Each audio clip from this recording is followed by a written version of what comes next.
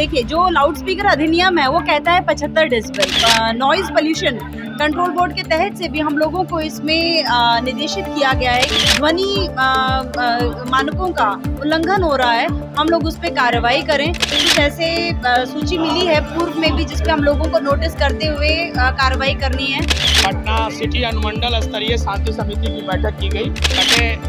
कटे तार हैं, घाटों के मरम्मतीकरण है, कई घाट जो है वो उसमें अभी नाले का पानी बह रहा है, बहुत सारी बातें उठ करके आई है। तो विसर्जन जो काली पूजा समिति जो लोग बैठाते हैं उनका विसर्जन का तिथि क्या होगा?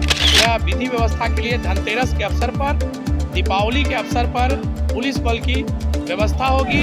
पटना सिटी के अनुमंडल कार्यालय में शांति समिति की बैठक की गई, जिसमें अनुमंडल पदाधिकारी गुंजन सिंह और एसपी पटना सिटी और पटना सिटी के समस्त थाना प्रभारी व शांति समिति और मूर्ति पूजा पंडालों के सदस्य शामिल हुए। सिटी एसपी और पटना सिटी अनुमंडल पदाधिकारी गुंजन सिंह ने कई बातों पर विस्तृत रूप से चर्चा की, जैसे कि छठ घाट की साफ सफाई और प्रशासनिक विधि व्यवस्था को लेकर पटना सिटी की तमाम स्थानों की पुलिस मुस्तैद रहेगी। गुंजन सिंह ने ये भी कहा कि अगर हो सके तो मूर्तियों का विसर्जन 1 से 2 दिन में कर दे, ताकि अशोक राजपथ पर जाम का भार ना पड़े। ऐसा इसलिए क्योंकि अशोक राजपथ बहुत संकरा जगह है, जिसके कारण दिवाली और छठ में कई तरह की दिक्कतें आम जनता को देखने को मिलती है। इसलिए उन्होंने सारे पूजा पंडालों से अनुरोध किया है कि अगर वह मूर्ति विसर्जन जल्द से जल्द करे तो ज्यादा बेहतर होगा। इस चर्चा में कई शांति समिति के सदस्यों ने भी अपनी अपनी बातों को रखा। देखिए, आज गुलजारबाग स्टेडियम में पटना सिटी अनुमंडल स्तरीय शांति समिति की बैठक की गई।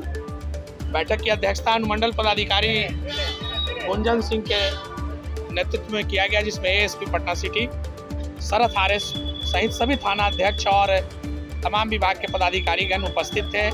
सभी जो है हमारे शांति समिति के सम्मानित सदस्य उपस्थित थे। इसमें जो है कई बातों पर लोगों ने अपने अपने विचार को रखा। खास करके घाटों के संबंध में बहुत सारे विचार आए। कटे तार हैं, घाटों के मरम्मतीकरण है, कई घाट जो है वो उसमें अभी नाले का पानी बह रहा है, बहुत सारी बातें उठ करके आई है। लेकिन इसमें जो प्रमुख बात आई वो ये था कि पिछली बार जो पूजा समिति की बैठक हुई थी हमारी एसडीओ मैडम के साथ, उस समय उनको लगता है स्पष्ट नहीं हो पाया था कि जो विसर्जन जो काली पूजा समिति जो लोग बैठाते हैं उनका विसर्जन का तिथि क्या होगा। अभी मेरे द्वारा यह बात लाई गई कि अधिकतर काली पूजा समिति जो है छठ के बाद पारण के अवसर पर, और कुछ पूजा समिति 23-24 को, और एक पूजा समिति के बारे में तो कहा गया कि वो 27 तारीख को पूर्णिमा के अवसर पर जो है विसर्जन करती है। यह बात अनुमंडल पदाधिकारी के समक्ष जब रखा गया तो उनके द्वारा यह जो है स्पष्ट किया गया कि इस संबंध में तो हमें जानकारी नहीं हुई थी, लेकिन आज जब जानकारी हुई है, एक बैठक और करके हम लोग तिथि निर्धारित कर देंगे विसर्जन के संबंध में। तो जो इस बैठक में जो प्रमुख बात उठ कर यही आई कि जो काली पूजा समिति जो अधिकांश हैं उसमें से कुछ लोगों का जो तिथि है वो अलग अलग है, जिस पर अनुमंडल प्रशासन विचार करेगा। और साथ ही साथ जो है यह विधि व्यवस्था के लिए धनतेरस के अवसर पर, दीपावली के अवसर पर पुलिस बल की व्यवस्था होगी। ज्वेलर्स की दुकान है, उनकी निगरानी और सुरक्षा होगी। जैसा कि पटना सिटी के चौक थाना क्षेत्र के शांति समिति के अध्यक्ष रामजी योगेश के द्वारा भी कई जगहों के बारे में बताया गया और घाटों के निरीक्षण की भी जानकारी अनुमंडल पदाधिकारी व सिटी एसपी को दी गई। पटना सिटी के वरीय समाज सेवी प्रफुल्ल पांडे के द्वारा भी कई जगह की जानकारी से अनुमंडल पदाधिकारी व सिटी एसपी को अवगत कराया गया।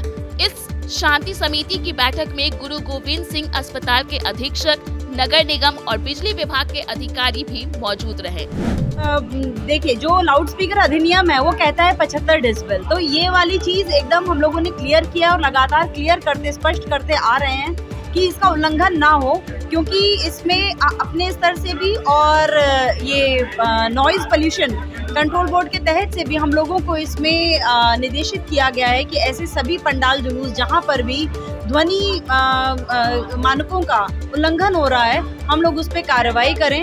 तो हम लोगों को भी कुछ ऐसे सूची मिली है पूर्व में भी, जिसपे हम लोगों को नोटिस करते हुए कार्रवाई करनी है, और यही हम लोगों ने सूचना आगे भी दी है कि ऐसी स्थिति ना बने कि कहीं हम लोगों को कार्रवाई करने की स्थिति बने। मूर्ति की विसर्जन में मतलब तारीखों का चेंज होना, मतलब कई मूर्तियाँ ऐसी हैं जो विभिन्न तारीखों पे विसर्जित होगी, तो उसमें क्या आपने क्या दिशा निर्देश?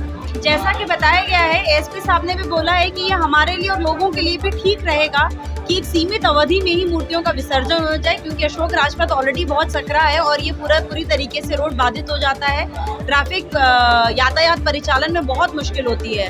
तो हम लोग एक और बैठक करेंगे, कोशिश करेंगे कि सभी मूर्तियों का विसर्जन 2 से 3 दिन के ही अवधि के बीच में हो जाए। उसके लिए हम लोग बैठक करके ही डिसाइड करेंगे।